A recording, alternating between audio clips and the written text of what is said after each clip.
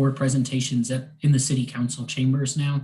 Are they? I mean, we could continue to have that be ViewSonic. Do we have ViewSonics in the city or no? That like I don't. Schools? Are you familiar with those? I'm not. No. Yeah. Well, you need to ask Mr. Prather for about $9,000, and we'll get one. Oof. It's just a big TV with a computer in it. That's all it is. Okay.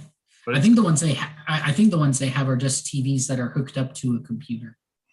Yeah, like I say, it's kind of glorified. Anyway, looks like we have a quorum right on time, thanks to Miss Gray, and I appreciate everybody else's punctuality. I guess if folks show up here in a little bit, that's great. Otherwise, we'll go ahead and get started. I don't know what Mr. Perkins' policy is on latecomers. What happens if somebody shows up 15 minutes in? I'm just curious. We just note that in the minutes, and then they participate in the, unless it's at the beginning of an application, they participate beginning in the next one. Let's see, Okay. who have we got absent? Nichols. Has Vicky been replaced yet? No, we still have 2 vacancies. I wish she would come back. Who is the other vacancy? Singer?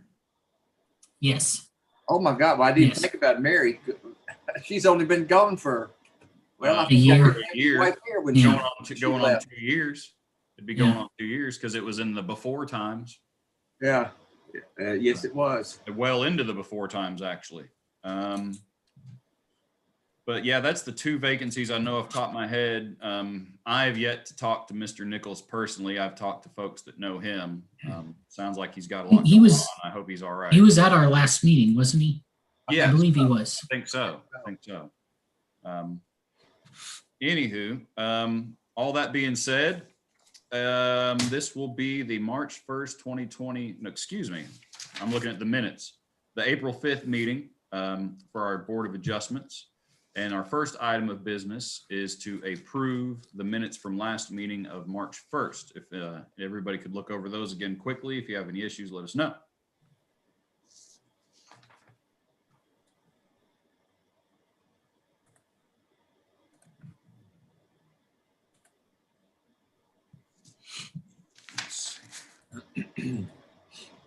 I'll make a motion to approve. I will second the motion. Motion has been made and seconded. Shall move to a vote. All those in favor by sign of aye. Aye. Any nays? Motion carries. Minutes from last month are approved. Seems as though this application that was postponed last time has been postponed again. Is that correct?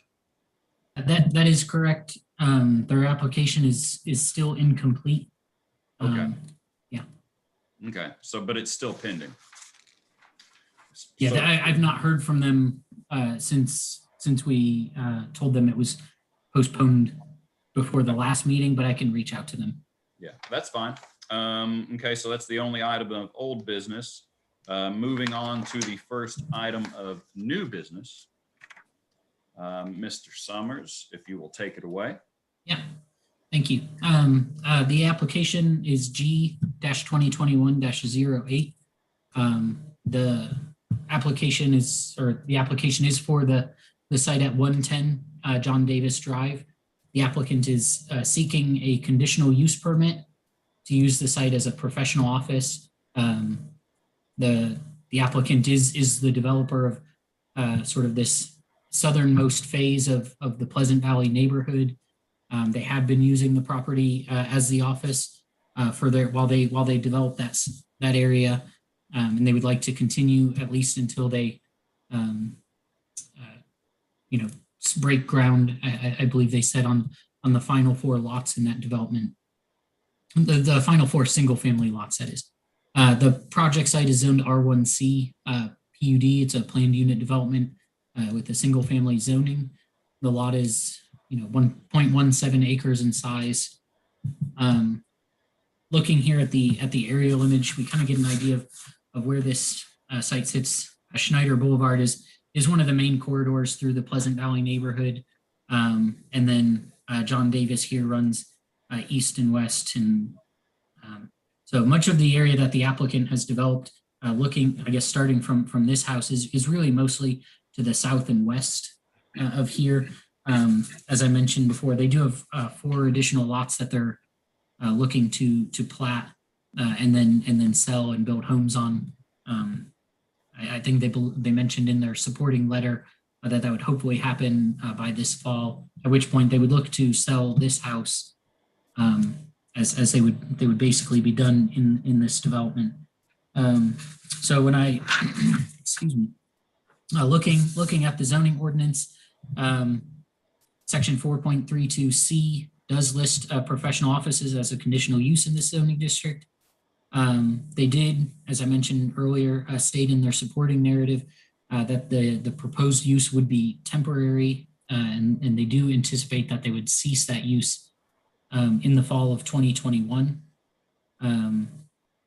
The applicant indicated that they have that they only use or have 2 employees that work in the office there, and that they receive very few visitors. They have no signage, on the front of the building or out in the yard to indicate that there is an office use in the house. I don't anticipate that an office use would generate atmospheric pollution, light flashes, glare, odor, noise, or vibration, things of that nature, and that if it did have impacts on neighboring properties, it would be minimal. We have heard from some of the neighbors, mostly by email, about various issues that they've had with the property. In fact, it was one of the neighbors that brought it to our attention that the house was being used as an office. One of them that was mentioned that has since been cleared up was it looked like some signs that were being stored on the western side of the house.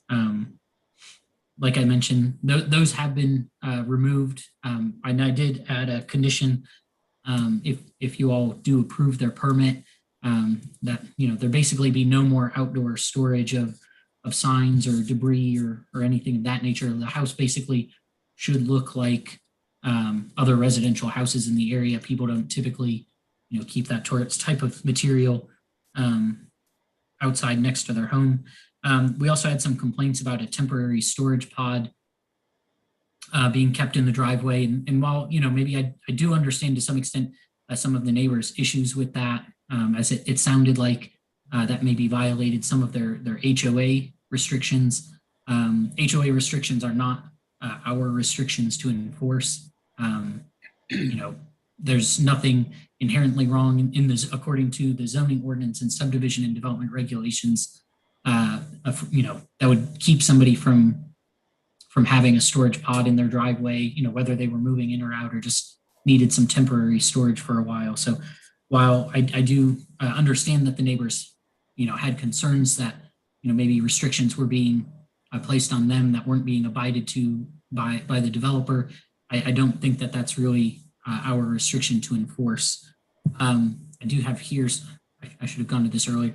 I kind of summarized a lot of the concerns that I received from neighbors. And then I kind of added some of my comments in bold. So that the first one, I kind of already talked about a little bit. It's not the commission or the Board of Adjustments place really to enforce private deed restrictions or HOA issues. That's what the HOA is for. And those, typically just become civil matters rather than matters for the Planning Commission or Board of Adjustment. There were several property maintenance issues that were brought up from the sound of the communications from the neighbors. They were already sort of, following the appropriate steps with those, for any residential property or any property inside the city. If there's tall grass, regardless of whether it's, the developer or another homeowner, those should get reported to the Code Enforcement Department. They are the ones charged by ordinance with enforcing that, as well as if there's any parking violations, those should get reported to the police department. That's the appropriate agency to handle those issues. And similarly, if there were ever, noise violations or things like that, the police department would also be the department to call for those. The storage of signs and debris, I mentioned earlier, or I discussed that some earlier.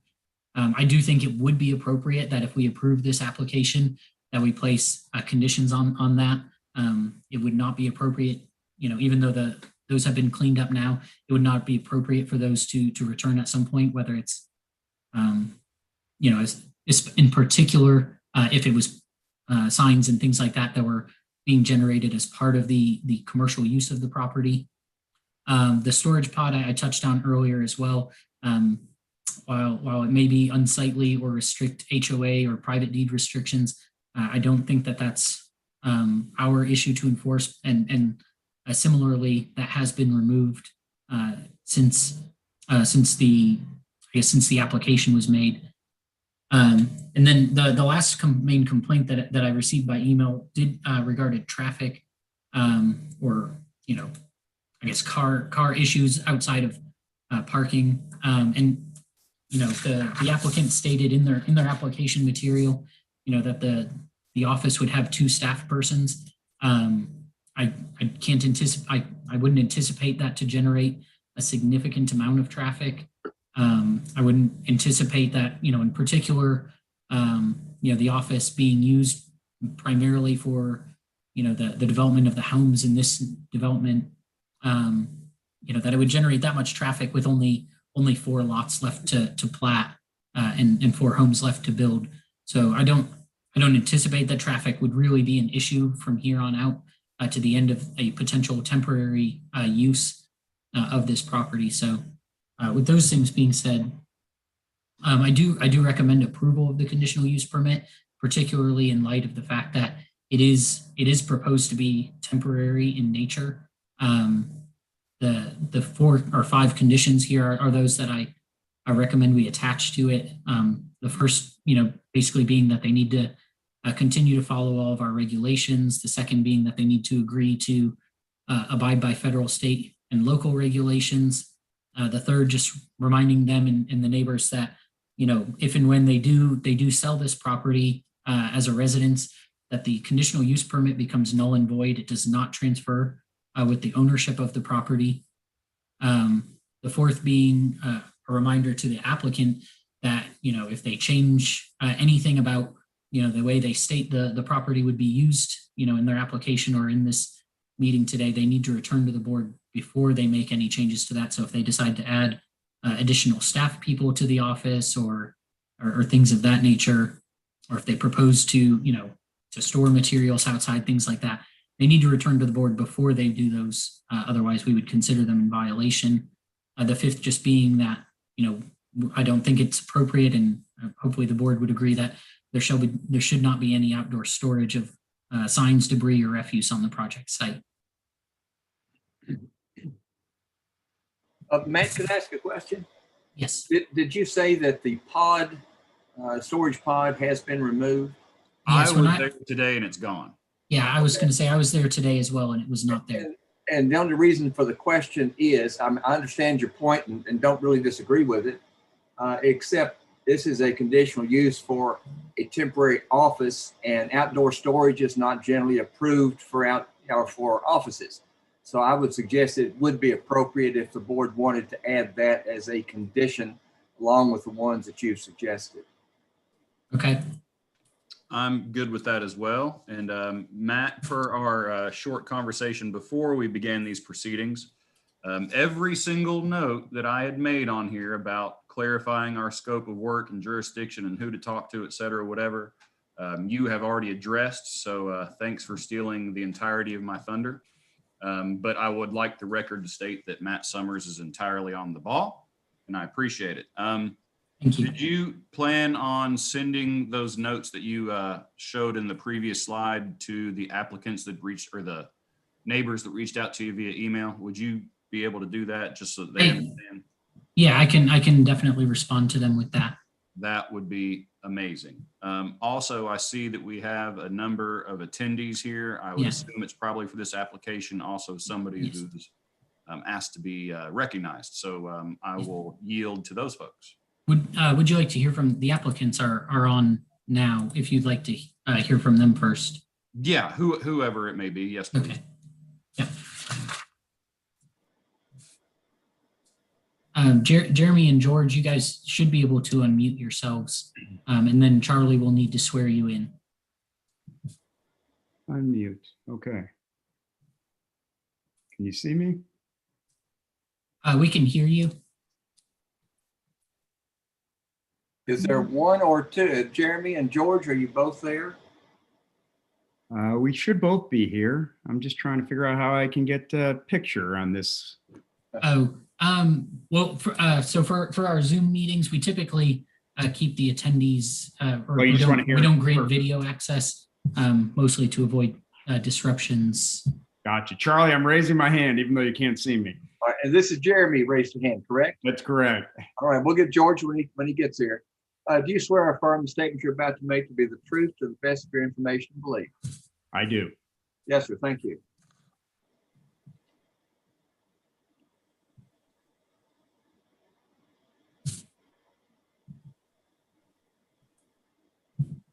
Okay, Mr. Mash, anything you'd like to Oh, clarify? I'm sorry. Thank you guys. Thank you everyone for hearing this application. Normally when we build a subdivision, we keep 2 or 3 model homes. And in one of those model homes, we treat those as our sales office. We apologize that we didn't realize that that was required to get a conditional use permit. We will start doing that in the future. This house has had one lady there who has been, she helps run the actual HOA to make it easier for the homeowners to come. And during the sales process, we like to station someone in the development. So when people have punch outs and whatnot, they are able to come and have someone in the community to come and help them. This community has done all but 4 houses. We are building a new model home on the other side of town, which the personnel from this office, which is now, we added another staff member last week. So there will be 2 people in there. They will both move out probably fall of this year. As far as the pods and the signs, we apologize. Stuff has been moving fast up in Georgetown. You can kind of see there's a couple signs that we had here promoting advertisement were put up on the side. They have since been moved. And we heard the complaints about the storage pods, which were from the other, it was basically all the furniture from the other model home that was put in the driveway. We heard those complaints and that has all been moved as well. We try to be good citizens, and we're actually the ones who up until now have been enforcing the HOA rules and regulations about cutting grass. And we drive out there once a month and write citations and try to get people to abide by those rules. So I don't know if there was a point in time where we weren't cutting our grass, but I do apologize if that ever had been an issue in the past. We are currently in the process of actually turning this whole section over to the homeowner. So they should, it's in the process now where they can elect their own board members and further enforce whatever HOA policies they would like to add or subtract from the documents we put in. Thank you for hearing the application. If there's any other questions, I'm happy to answer them. Thank you. Matt, I believe Miss Angela Addington would like to be recognized as well. Do you see that too? Miss Addington, Yes. would you raise your right hand, please? Do you swear or affirm the statement you're about to give to be the truth to the best of your information and belief? Yes. Thank you, ma'am. So the developer of this area filed a final plot plan stating that this development was completed. And we have asked for several months where these supposed 4 lots are that they plan on developing, but they filed a final plot plan almost a year ago stating that this subdivision was completed, and they do not maintain that property. We have been asking for over a year for the pod to be removed and for all of the debris, not just the signs, but all of the debris to be removed from the side of that home. It's often wheelbarrows with crusted cement on it. And while there may only be 1 or 2 employees in that home that work there, they have constant traffic of their work trucks that come there, and they park on both sides of the road, hindering traffic getting in and out. Some of us can't even get to our homes if we live just a couple down from there. They do not maintain their lawn, and they have written the HOA in such a way to exclude themselves from having to pay HOA fees or be required to comply by the HOA.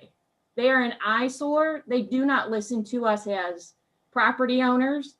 And we don't feel that we need to have them continue to conduct business here when they can get a construction trailer on their other properties. So we do not understand how they can claim there are 4 lots left to be developed when there is no land left. And they filed a final plot plan last year. So we would like that to be taken into consideration. And I think you've received several emails from us stating that we don't want them in our neighborhood anymore. It is trashy. That is the entrance to our area of the subdivision.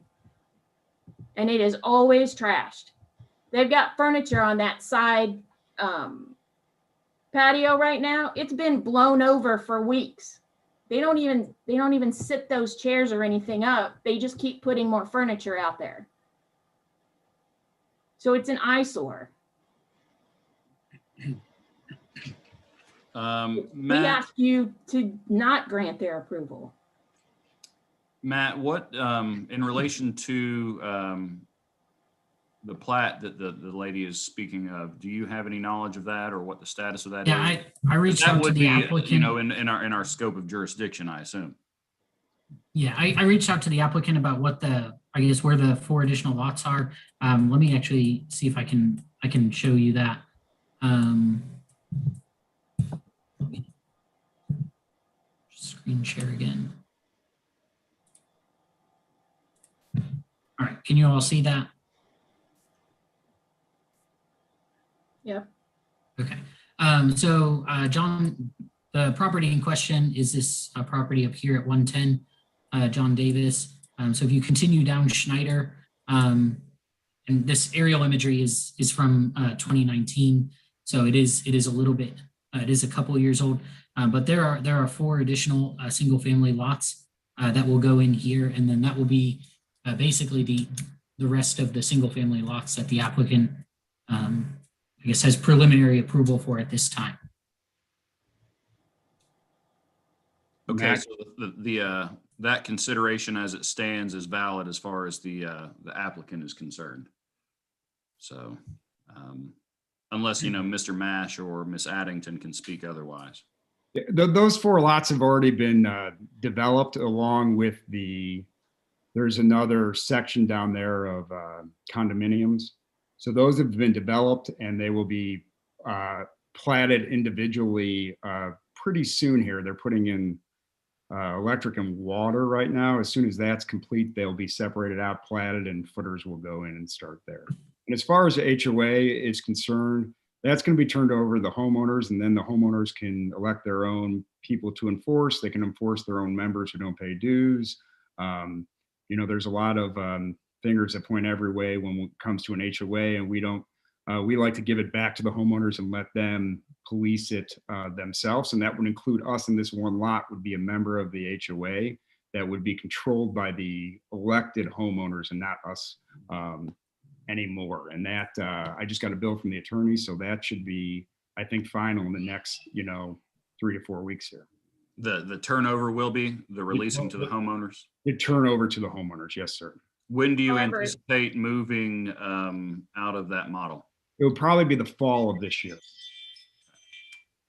what about the excessive blocking? I mean, they park their work trucks there on both sides of the street when parking is not supposed to be on the one side. There's excessive traffic there from the staff, not the staff that work there, but from the work people who are working other sites. They come there to drop off and pick up work equipment. They come there to pick up their paychecks. That's a school bus stop there. And we have issues with kids there. They drive through there, they park, they block access. They don't think about this being a subdivision. They just think about, well, that's their office and they got all the right for that corner.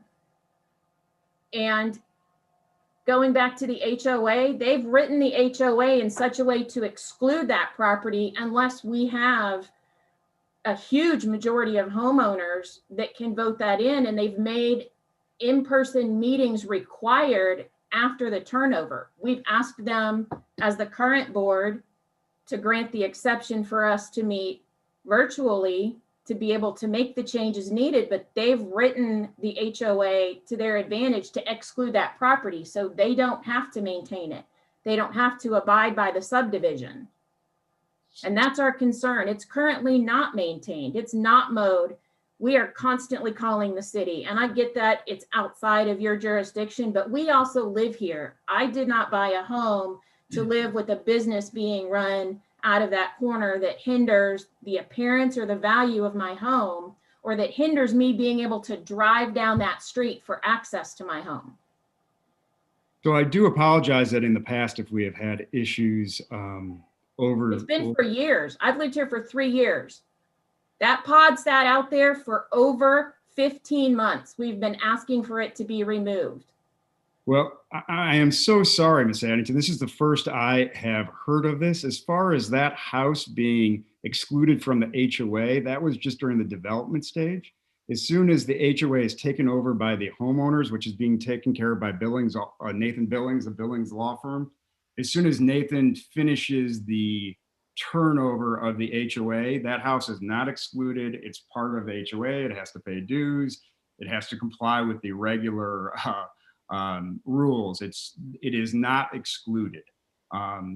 Is it going to be maintained? Because if we call Aaron and your other staff members there, they don't care and they don't maintain it. Yes, that house will be maintained. It will be mowed on a regular cycle. Other than that, most of the workflow should have stopped, as most of that development is complete. And so most of the work trucks and everything else should not be coming there anymore. There were 2 of them there last week. I went to go leave the subdivision there and they completely blocked that. I had to back down that street to get to Long Branch to come around because they had completely blocked off that intersection. 2 of the Urban Group work trucks. It was just last week. Urban Group only owns 1 work truck, and I will make sure that the personnel who drive that work truck make sure they park it in the driveway if they're coming over for 10 minutes.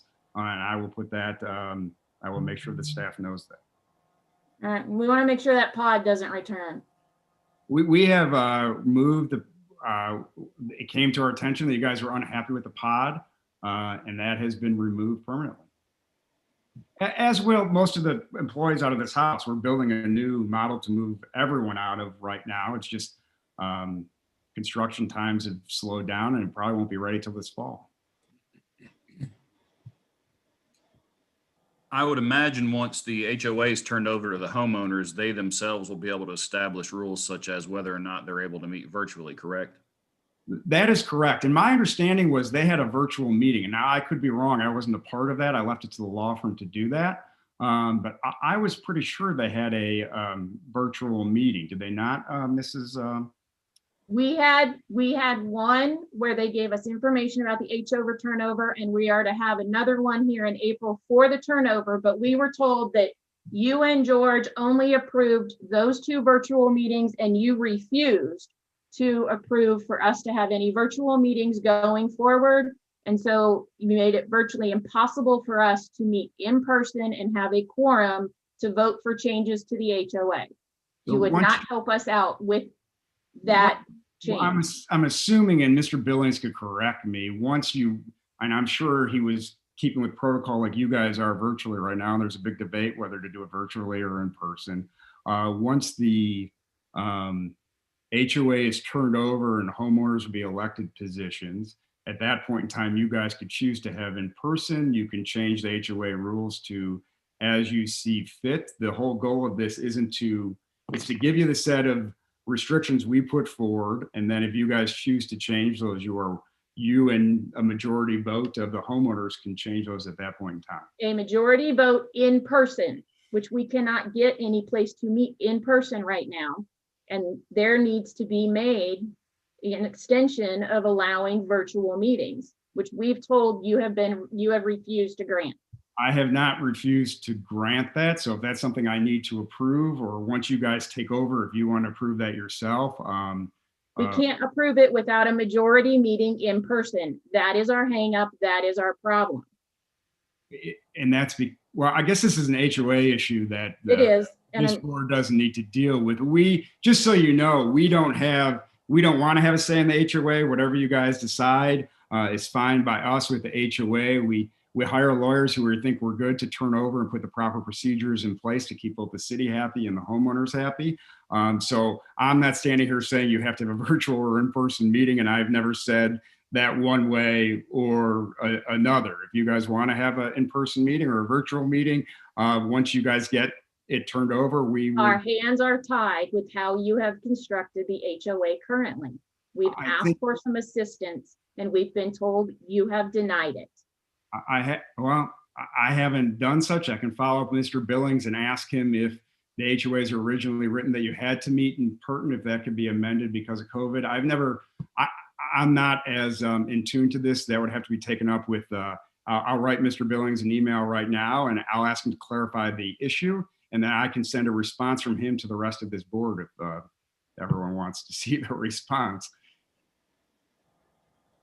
That's not necessary, but what I will do is, for the sake of everybody and somewhat of a mediation sake, I will attempt to summarize what's going on here. Once this property is sold, the permit that may or may not be issued according to a vote will not stay with the property. It will then become purely a residential property, subject to the HOA that will be homeowner controlled. As such, that home enters their jurisdiction. Applicant has said that they intend to vacate the property on or about this fall. So all of those issues regarding the property and its treatment should resolve itself, seems to be within this next 6 months or so. That sounds great. As far as the virtual meeting and whatnot, that's between you all. Sounds like there's a miscommunication. I'm sure hopefully somebody will be reasonable, especially now with everybody voicing their concerns on either side.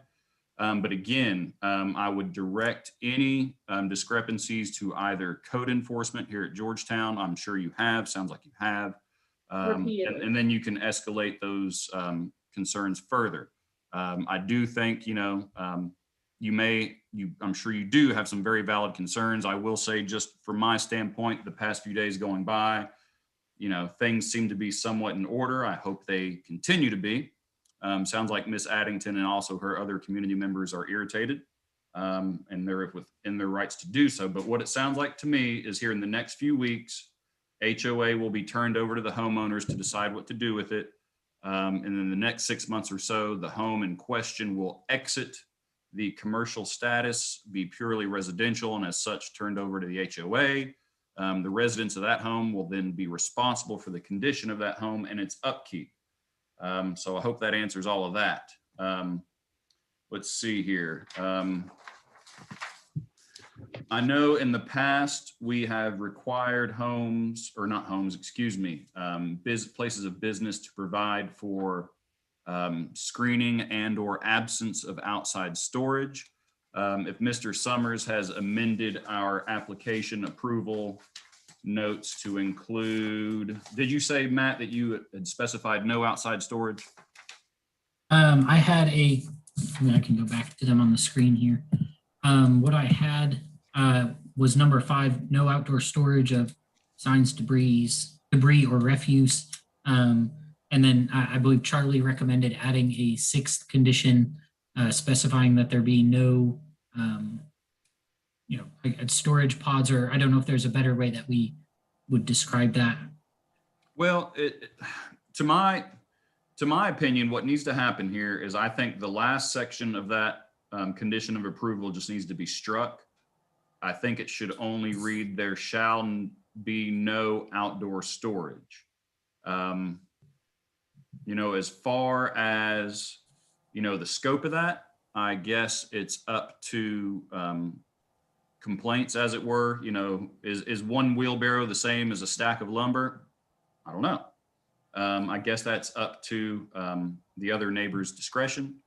But I think that, storage of signs, we can just strike that. I think it should just read, there shall be no outdoor storage. Now, concerning parking and right-of-way in the neighborhood, I believe that shall be addressed under the condition of the permit itself. that requires that there not be the enjoyment of the property as far as use of right-of-ways, et cetera, be obstructed, whether that be by parking or traffic itself. Does that sound correct, Mr. Summers? Sorry, can you say that again? Just that the parking and traffic concerns are addressed in the nature of the permit itself, that the property in question shall not inhibit parking or traffic. Yeah, I mean, that's, I don't, I mean, personally, I don't know if we need to address that. No, I'm that just was saying. Sort of addressed on. when Yeah, they in the created law. permit itself, it's, it's understood and expected that this permit will cover that. So for Miss Addington's benefit and other concerned neighbors, now, those complaints of parking or traffic actually have teeth, if that makes sense. If they are having concerns, then they, yes, can address those concerns directly to yourself, Mr. Summers, or code enforcement, as it were.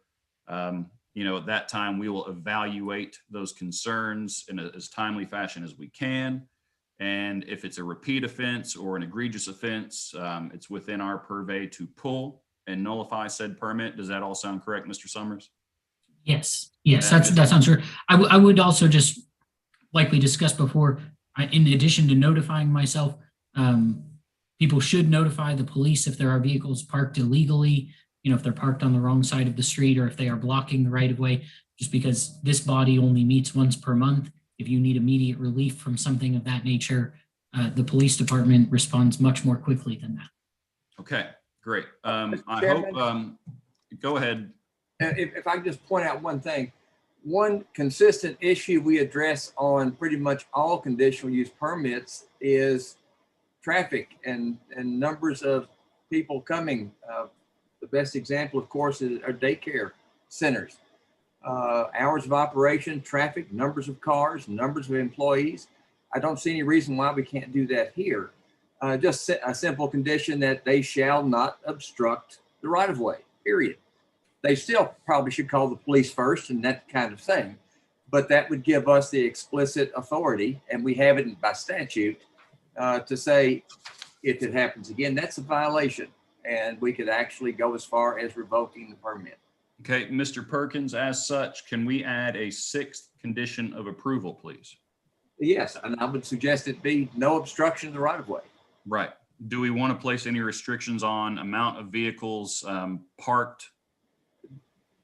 That I agree with Matt. I think that's probably too far for us. Leave it a little more open-ended, But just no obstruction. So as long as traffic can freely flow, and anybody who's parked there is parked legally, then I think that's probably fine for what we're doing.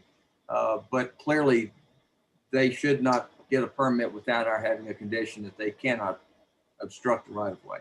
Okay, Mr. Perkins, please add that 6th condition of approval, please. Done so. Let's see here. What other items within our scope of jurisdiction? Any members from the board have anything to add, discuss?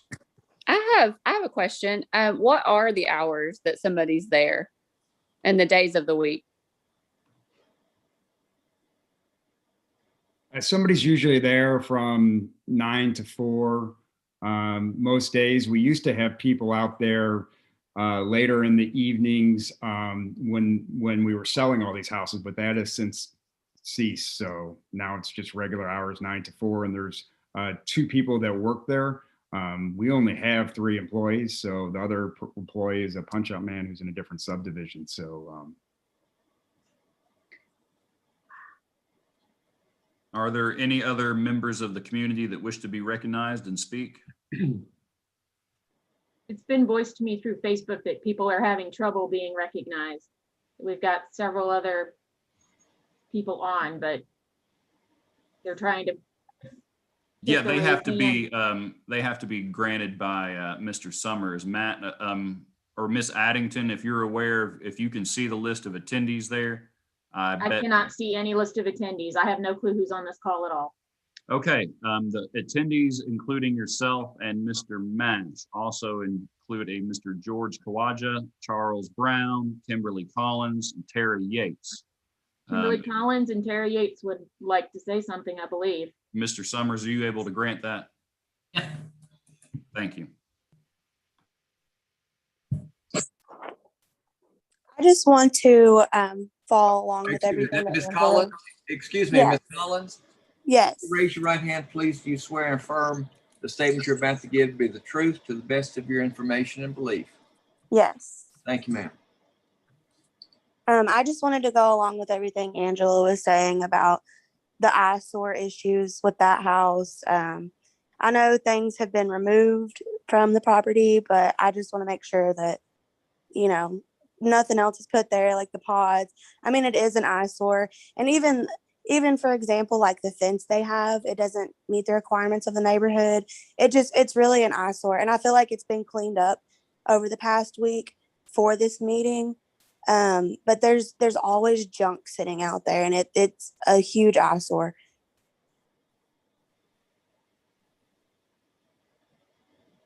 Thank you, Ms. Collins. I hope you'll note, and we'll go through the conditions of approval before we do choose to take a vote. However that turns out, we'll go through the conditions of approval just so that they are spoken, and hopefully y'all get some reassurance from that if we do choose to vote to approve.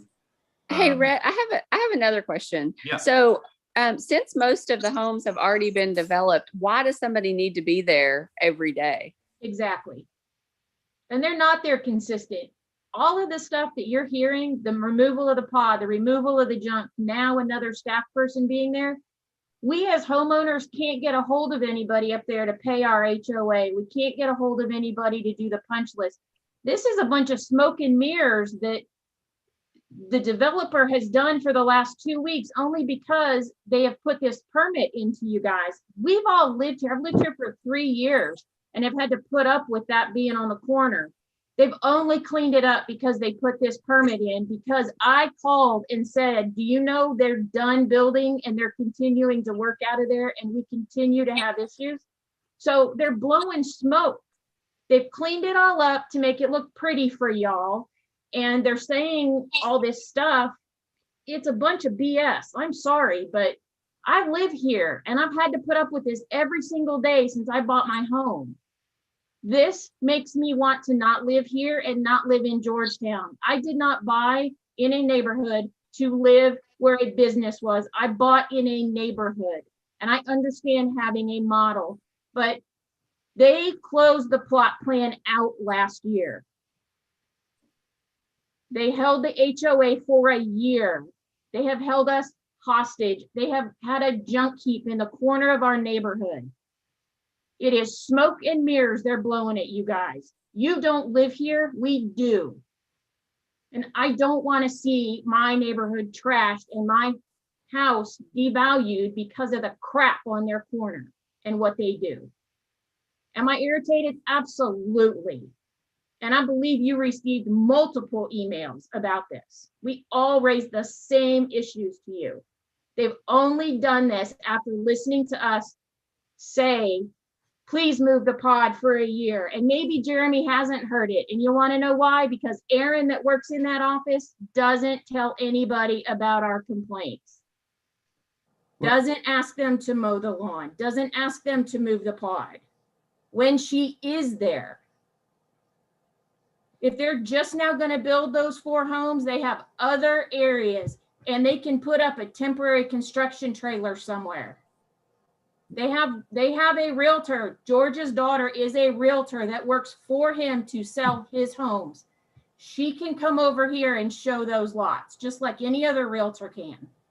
They do not need somebody in that house on the corner. And if you walked in the front door, you'd know why they don't want to have you deny that permit, because they don't want to have to pack up all of the garbage that's inside the house either and be forced to sell it, because he doesn't want an outlay of any more money.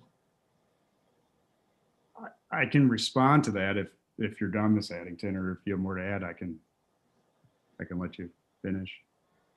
I'm done. I'm sorry there's so much consternation over this house. I wish I would have known more. Usually when there's things that get out of hand, like grass growing so tall, we'll get fines by the city that we have to pay. I haven't seen any of that. I have frankly done nothing to clean up this house other than move a pod out of the driveway, which we thought it was all right, but we heard some complaints, so we removed the pod. The signs that were there were the signs that were out front advertising from when Miss Addington bought and everyone else. We have removed those as well. As far as the black fence and the sign, the black horse playing fence and the sign out front, that was to make this more appealing. We do that in a lot of our subdivisions. We'll put a horse playing fence and a sign saying the name of the subdivision. I think this comes down to, and I haven't been involved, but I've been hearing more of it, and just people unhappy with HOA dues, people who, I don't know if Miss Addington has paid or not. A lot of people haven't wanted to pay the HOA dues. We're turning over an HOA with thousands of dollars in it for these people to keep the subdivision clean. And I just find it a little bit, I find a little bit interesting that all the people with the same complaints are the people who aren't paying the HOA all of a sudden have with what's going on here. We are building a new model home as quick as we can to move our personnel into it. We think this is a request that is only for a short amount of time. We hear the complaints, or I hear them, and I own the company, about the traffic. I'm going to go out there and monitor and start taking pictures of what we're talking about, because we only own one work truck.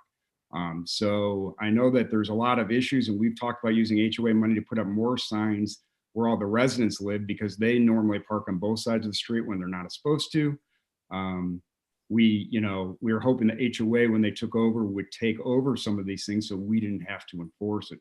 But as far as that house looking like an eyesite, it has model home furniture inside of it. It has a model home table outside. I'm sorry if the wind blew, someone took a few days to put it back up. But I don't think that house looks much different than any other house in that neighborhood. So I don't know what the huge opposition is to us for another 6 months there, when we've been there, when all these people bought their house and people were there on behalf of the HOA and on behalf of the company to help them in the purchase of their home.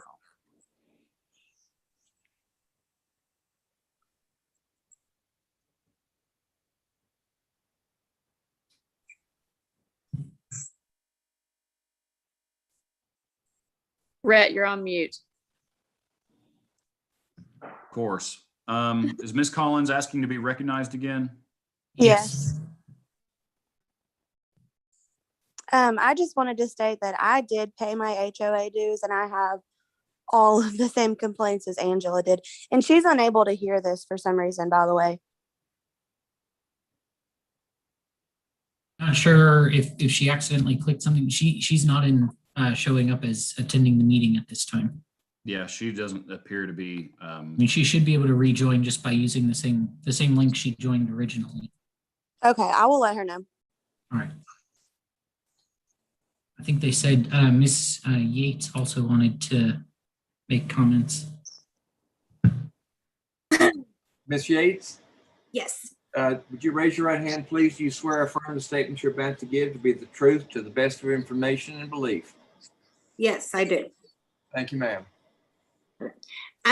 I bought my house in August and moved in here.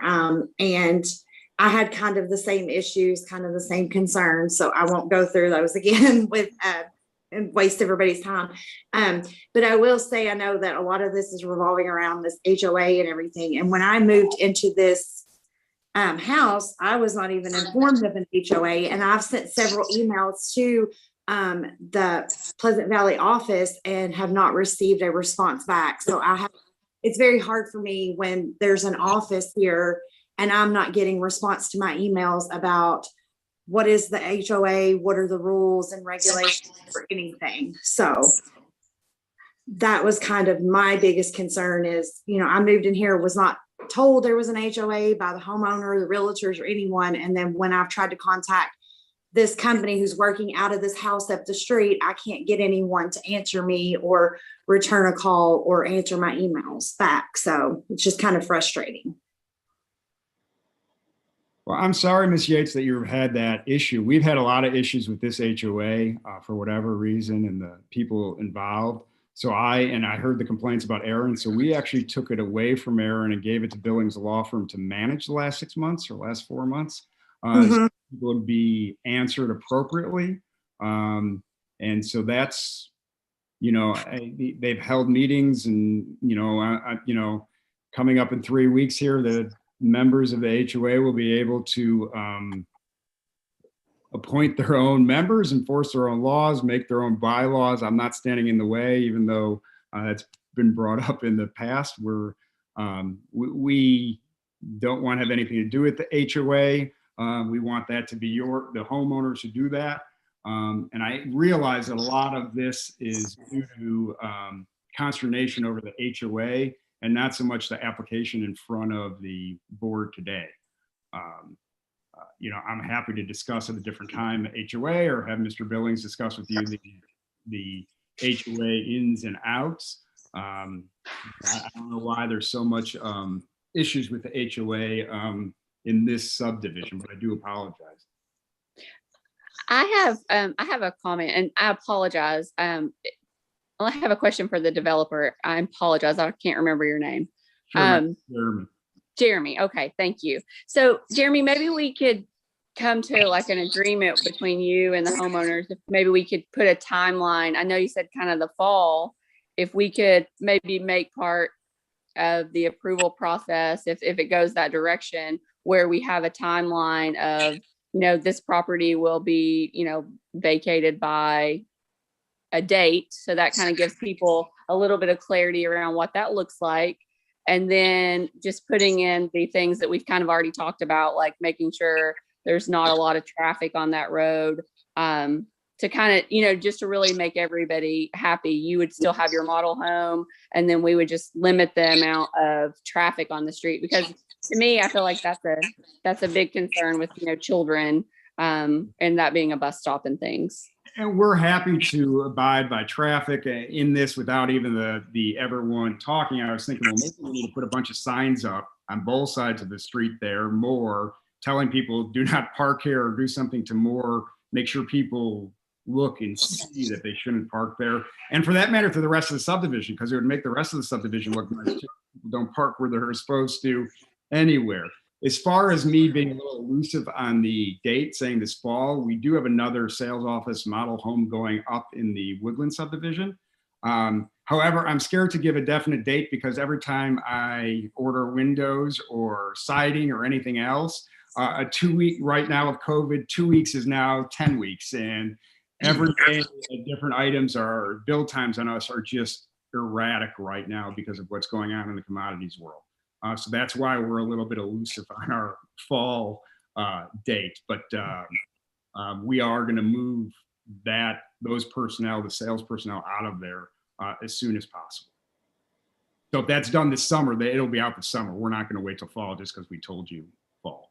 And I don't know that it's in our jurisdiction or in our best interest to set a so-called eviction date. I think the expiration of the permit in case of selling of the property is about as far as we need to go.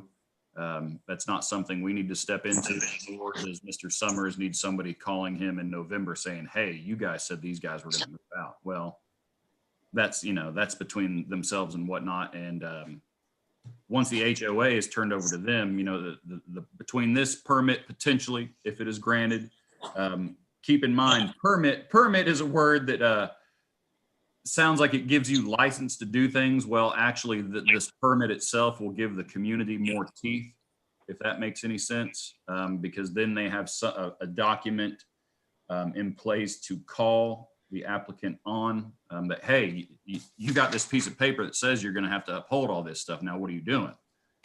Whereas right now, it just sounds like, really, honestly, there's nothing in place, for better or worse.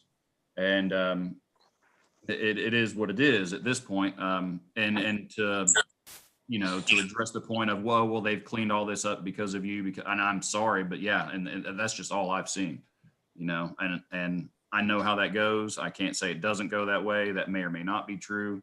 But I have myself gone to the property. Other staff members have as well. Currently, it's in compliance. Are there any other attendees, members of the community, members of the board who wish to speak or make recommendations? I don't see any raised hands at this time.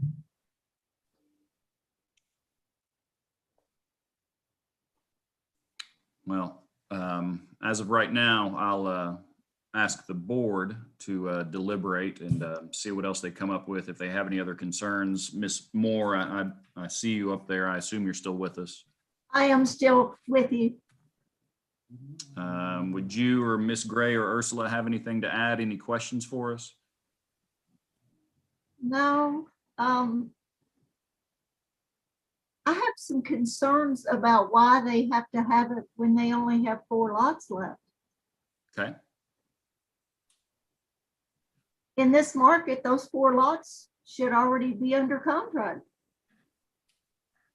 The 4 lots are not platted yet.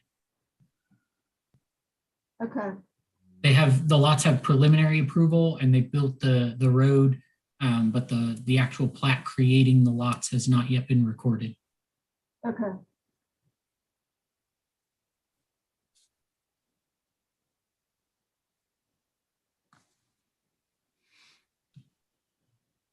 I guess the expectation by Mr. Mash of him saying, oh, we'll be out in the fall is once his development and plats are finished, you know, and they've had time to have potential home buyers come in, choose their floor plans, finishes, et cetera. At that point, they would consider themselves done and finished and able to move. Is that correct, Mr. Mash? That is correct. And right now we are planning that move already. It's in the works. So that house will probably go on the market. This house is for conditional approval, probably go on the market this summer.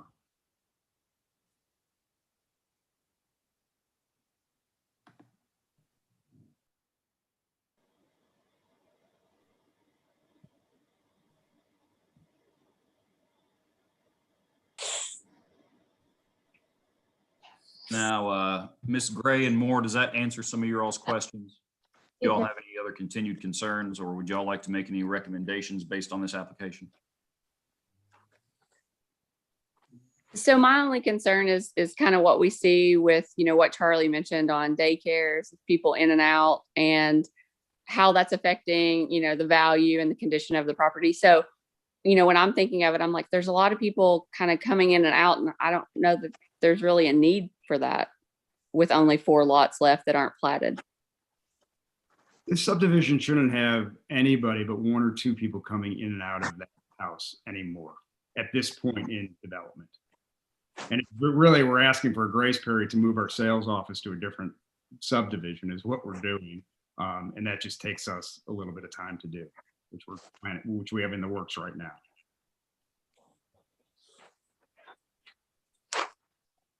And I guess the conundrum here is, as it's been brought up before, oh yes, well maybe they've cleaned everything up for you all, and maybe that's the case. And also, none of us were there, you know, snooping to verify the amount of traffic, et cetera. I will say, when I was there today, granted it was the end of business hours, I did not make any note of anything of that nature. I also do not live there. I will gladly admit that. Again, I would like to specify that if a permit is granted, while it says the word permit, you know, gives the impression of, oh, you're allowed to do this, that, and the other. Actually, honestly, this puts more restrictions on Urban Group themselves. Really, honestly, it does. Mr. Mash, I'm sure you can probably understand my logic there. Yeah, and we're absolutely fine with that. A lot of this is just coming to my attention, and I used to go to that office every day for 2 years, and you know, we did have some signs there. If it was brought to our attention that people weren't happy, we would have removed them immediately. So I am just a little uncertain about when this property was in such a disastrous shape. It's news to me, other than the pod, which we had there from a model home, and was moved once concerns were raised. Yeah, I'll be honest. Once I read this application and cruised over to the property and stuff myself, before I ever went over there, you know, I had every anticipation that we were probably going to have to really lay the hammer down, because at times we have restricted, you know, we've made people put up certain types of fence. We have made people put up, you know, mesh around to where you could not see inside the property that they were storing things. We have had to get more involved as far as parking and signage, et cetera, and restrictions. Again, I don't live there. None of us live there. May or may not have been prettied up for us. I don't know. But I was, when I went over there, I was like, well, let me cool my jets here and we'll see what's going on again. And I hope the rest of the board agrees with me and staff members do as well. In the event that these folks are granted a permit, in all reality, it actually places more restrictions on the applicant because they are now liable for all conditions of the permit. Does that make sense to everybody? Yes.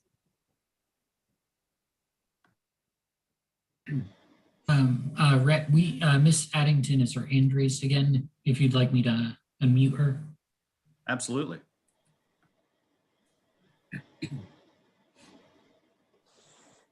I would like to know, he has other developments being done, why he would be granted an office over 4 plots that are not included in this plot plan where we live. It is in the next plot plan.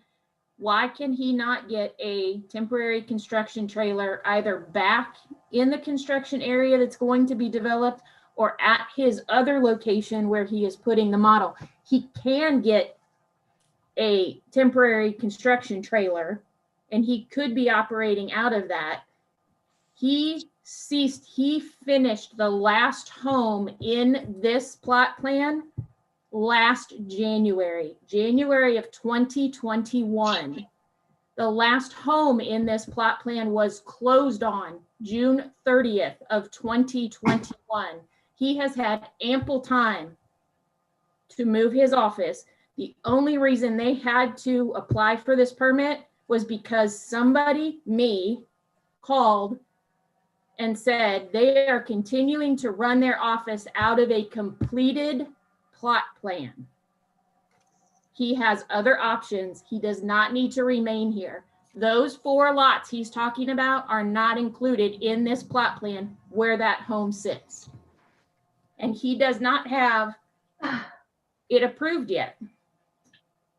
So how do we know he's not going to come in the fall and say, well, I can't get windows for another year, and it's another year we have to have him operate out there?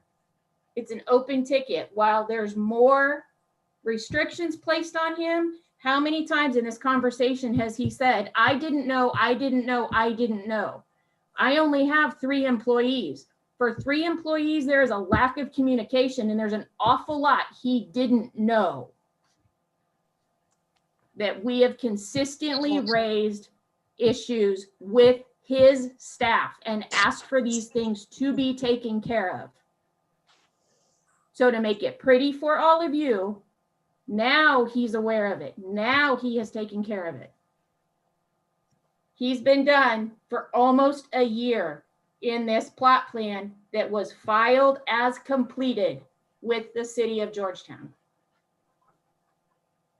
So we keep, Miss Addington, we keep model homes in lots of places, and lots of times, like even this subdivision where you're at, the section, it's phase 3, number 3, section 3, there was 3 plats itself in that section that are platted.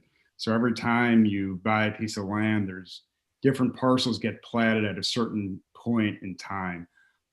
Actually, that subdivision is not even done yet. We're still trying to plat away the pump station parcels with Mr. Langford and try to figure that section out. And we're still actually responsible for, I think it's till this October, for all the infrastructure that's in place there. We have to maintain, and it's bonded with the city. So there's a lot of times that we have and this is news to us, on a sales model home having a permit. I know lots of builders do them and nobody files for conditional use permits. We're doing it because it was asked of us.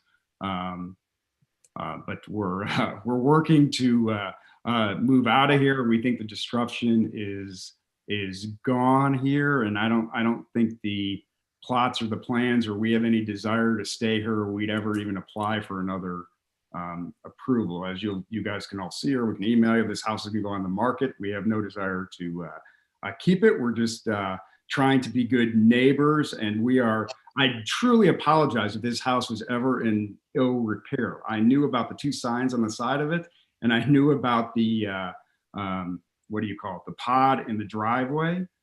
Anything else that was there for any amount of time, I would apologize to everyone, because that is news to me. Like But I you're said, saying that you were here for 2 years on a weekly basis and you didn't notice that all this stuff was in the driveway or piled by the house or? no, because I used to park in the driveway. So before the pod, it was my car in the driveway and there were signs next to it. And I would tell the guys to mow the lawn 2 times a week because we, we're trying to sell houses out of our model home. So we're, I'm And the sure. last house was sold here in June of last year. Okay. Closing date on the last home in this plot plan was June of last year. When you guys were done. Why is a construction trailer not acceptable where you are developing elsewhere? Construction trailers have never worked well for our business, but I think that's beyond the purview of this committee. People don't like to sit in construction trailers and sell houses. It's not the most appealing place to pick out your carpet or look at what a finished product looks like. And there are other offices available in Georgetown for rent. Okay, well, I thank you for your opinion, Mrs. Addington. We are asking the board for I know. a temporary approval so that we could keep this and not have to move our whole, everything, our model home furniture out of there to a temporary office just to move it into a new. And it's an open-ended temporary permit, and that's our concern, is that you will be here much longer than the fall. And we live here. I will give We you have my to put up word. with it every day. I will give you my word that we are selling that house. We have no desire to be there longer than is required, and that we are turning over the HOA, which I'm sure you know, because you guys have gotten the emails and calls of the meetings, which then you can, with this permit and you guys controlling the HOA, you can further enforce the subdivision to make it look the best it can, which is our whole desire for every subdivision we do, is try to make it a nice place for people to live. So we're not trying to detract from that in any way.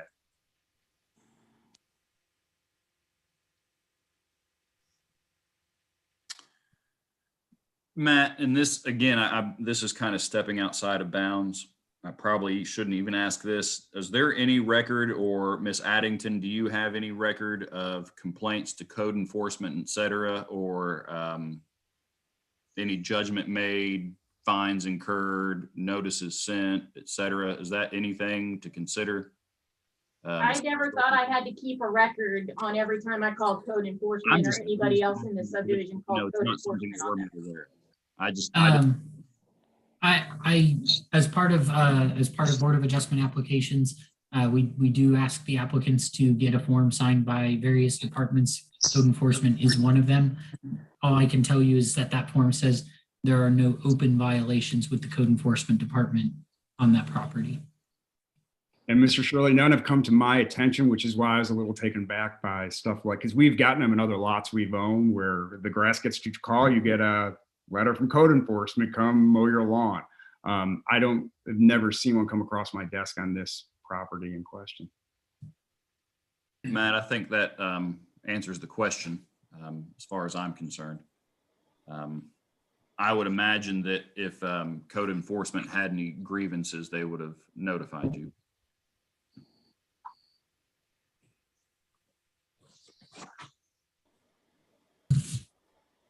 Mr. Chairman, if I might make yet another suggestion, Yes, since a please. concern of the neighborhood, and that is one of the key points on conditional use permits, is that the use fit in the existing neighborhood, is that this is an open-ended request. And since Jeremy is confident that it's going to be done probably in 6 months' time, you can put that as a condition on any approval. And then at that point, they'll have to show a need to be continued. And the neighborhood will see we finally have an end in sight. I would agree to that, Mr. Perkins, if it's allowable by the board. Yeah, it's certainly allowable. That's the whole point of conditional use permits. You put reasonable conditions on that make things compatible with the neighborhood. How do we feel about placing an expiration date of December 31st, 2021? December. What about October 31st? Yeah, that's 8 months, not 6. I mean, that's up to you all. I just threw that out there just because it was the calendar year and 2 months of grace outside of fall. That, but if it needs to be renewed at the end of October, and that's how you all feel about it, and that's how you would like to state it when and if you make a motion for approval, so be it. That could be our 7th condition of approval, if that's how you all would like to do it. I just gave out December, just because it's a very hard, understandable expiration date. If y'all choose to make it October 31st, and then we can renegotiate again the terms of that. It's only $100 and some odd application fee.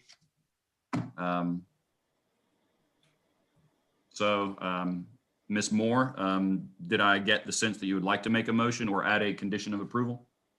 I would make a motion that we approve it based on giving the October 31st. Well, let's. But Let's it has to meet all of the conditions too. What do we have, 6 or 7? Yes, well, we'll add that. Mr. Perkins, are you making note of that as a 7th condition? Yes. Would you do me the enormous favor of listing off verbally the conditions of approval, please, so that the neighbors and community can be totally Sure. informed? The first one is that the permit would be subject to all the requirements of Georgetown-Scott County zoning ordinance and subdivision regs. That the applicant will, number 2, the applicant will comply with all the requirements of any applicable federal, state, and local regulatory entities. And they will provide copies to the Board of Adjustment of all permits issued to them that proves their compliance. 3, the conditional use permit shall become null and void upon the sale or transfer of ownership of the project site. That's 100, what was it, John Davis, I believe. Number 4, applicant will return to the board prior to any changes being requested in the conditions, if any are granted. Number 5, no outdoor storage. Number 6, no obstruction of the right of way. Number 7, this permit shall expire October 31st of this year. Let it be known that the expiration of said permit is not equal or equivalent to an eviction. At such point, the applicant shall reapply for their permit if need be. Well, he'd need to reapply prior to the expiration, because Well, once it yeah. expires, he's in Yeah. violation of Right. local zoning I ordinance. just don't want anybody to get the impression that, oh, you all have to be out by October 31st. No, they would just have to apply for continuance if that's what they wish, prior to that expiration date. Right. Charlie, what was that address you said? I wouldn't have I'm just going by memory, which is ridiculous for me to do. Oh, 110 John Davis. Okay, Yeah, just that's wanted to it. make sure. Yeah, I left out the 10. I guess I'm just still having a hard time understanding why they need to be there every day also. Because I know there's a lot of mobile homes across the city that they kind of just use them as needed.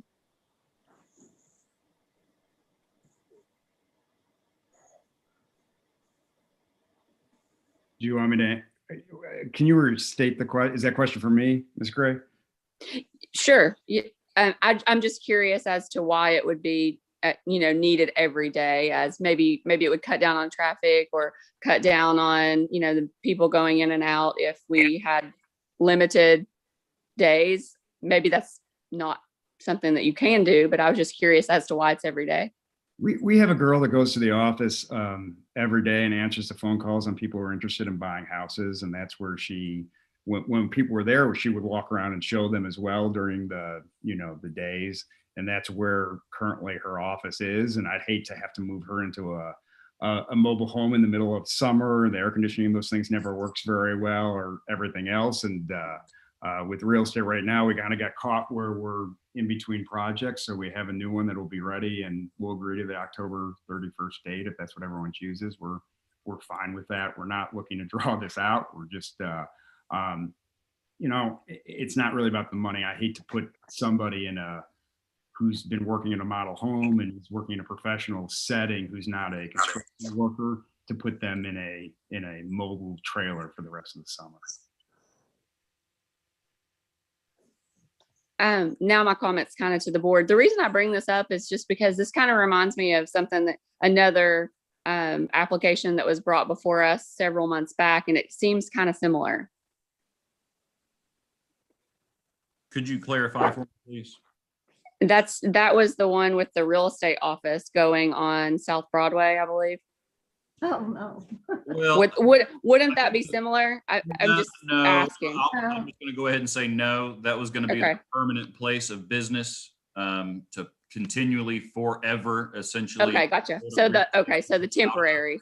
Yes, no, this, Gotcha. especially we're putting in the 7th condition of the expiration of the permit, and it would honestly look pretty bad for everybody involved. And I think Miss Addington would probably run Mr. Mash out of town before it ever came back to us.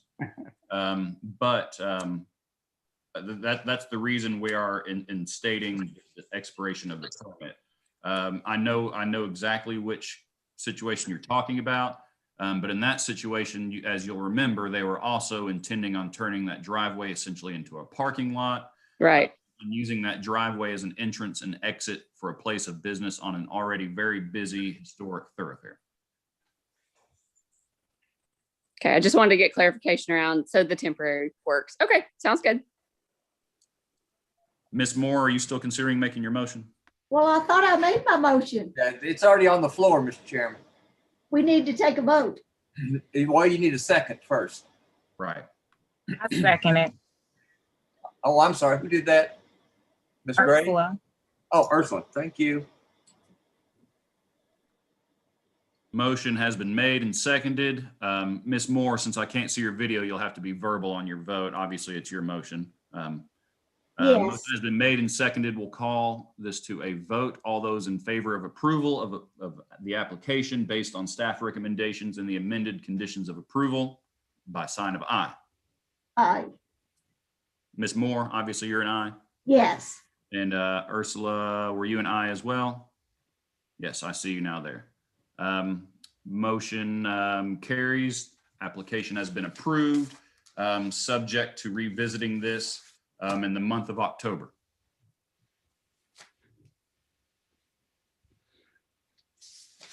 Okay, thank you all very much. And we shall now move on to the only other application on our docket this evening.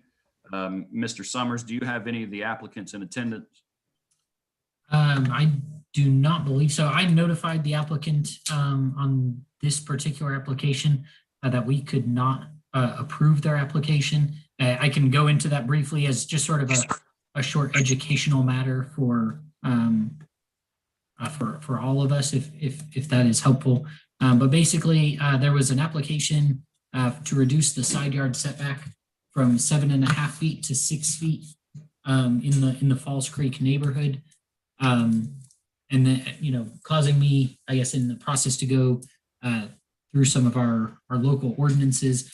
And I came across ordinance 97-003, which states as part of that ordinance that the boards of adjustment shall not vary the side yard setbacks for any lot created by subdivision plat or development plan approved by the Planning Commission subsequent to the effective date of this ordinance. So since that neighborhood was in fact approved by the Planning Commission and platted after the adoption of that ordinance, the board cannot grant Mr. Haddock's request to reduce the side yard setback from 7.5 feet to 6 feet. I informed Mr. Haddock's of this, and I've not heard from him since. Mr. Chairman, can I make a suggestion? First off, I agree with Matt. That is precisely what the ordinance requires. But since we haven't heard back from Mr. Maddox, perhaps we could continue this to next month, get some kind of response from Mr. Haddock's. And at that point, if he hasn't withdrawn it, then I think it would be appropriate for the board to take a vote, even though it's not going to be a vote that perhaps the applicant may appreciate. But otherwise, he may just think that there was no point in coming, but we need to resolve the application. And I hate to do that with him not present, or at least not being aware that that's going to happen. Do we need a motion for continuance, or do we just? I believe, sir, you can do that just as chair. Okay, we shall continue this application to be placed into, I presume, old business next month. Yes, sir. Mr. Summers, that concludes new business. Would you like to discuss our notification policy? I don't have any updates at this time. I know we discussed some options last month, and to be honest, we just haven't had the time as staff to pull those together. So I'd ask that maybe we just continue that discussion to a later date. Okay, please add that to the agenda for next month's meeting as well then. Again, reach out to us for any input or concerns you may have. Does anybody else have anything for this meeting this evening? Okay, well, as such, I believe we shall adjourn then. Anything else I can do for you all? You can see us next month. Mr. Perkins, I'm seeing more and more of you as the weather